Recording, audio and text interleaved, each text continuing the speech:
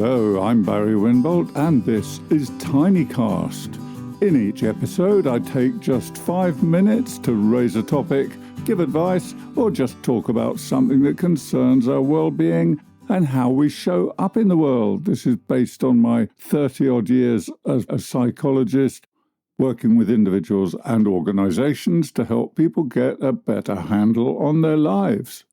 And today I'm going to be talking about stress. Stress is everywhere, but I'm going to give you a simple formula to help you manage stress better or reduce the stress in your life. Now, hang about. This takes 5 minutes to explain, and it'll all hang together at the end.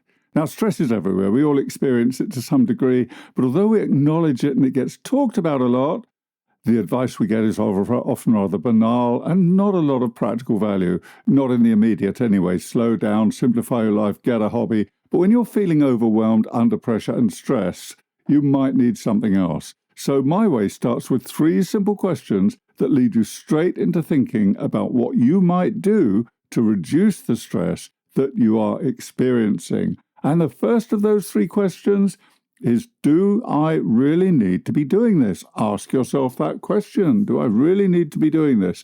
Because the fact is that if we feel we have choice, we are less likely to find an event so stressful. And if you're doing something that maybe you don't really want to do, or you've told yourself you don't want to do it, or you feel you have no choice, you're going to be more vulnerable to the effects of stress than if you think to yourself, well, I don't really want to do it, but I'm choosing to do it. I could refuse. I know I'd get into a lot of trouble, but it is a choice. Or I know I'd lose my job, but it is a choice. Or I know my manager would frown on it, but I could reschedule. So create choice. That's really where this starts. And it starts with that first question, do I really need to be doing this? And maybe I don't need to be doing it now. Maybe I could reschedule or push it on or whatever. And that takes us to question number 2.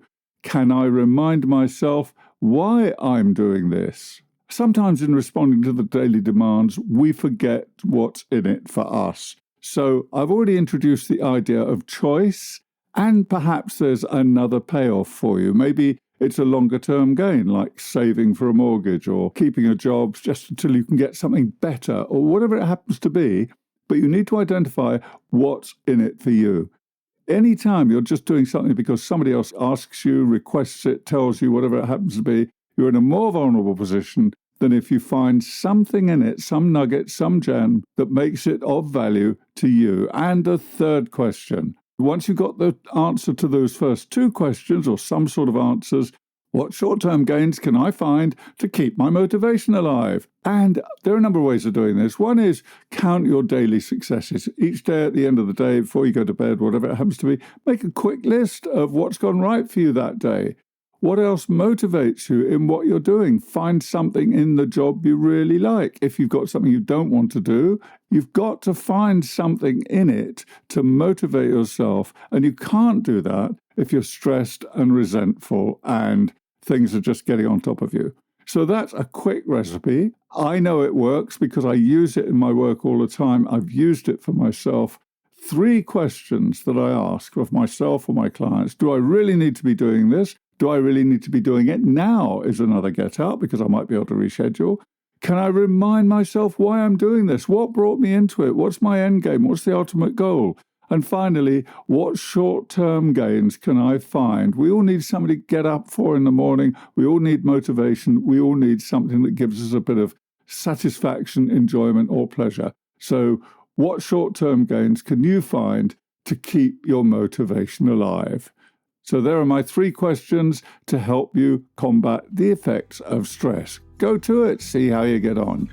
This has been a TinyCast. I'm Barry Winbolt. You'll find more on this topic on my blog at barrywinbolt.com. And if you have a question or a topic you'd like me to cover, you can contact me via the link in the description. Have a great day. All the best. Bye for now.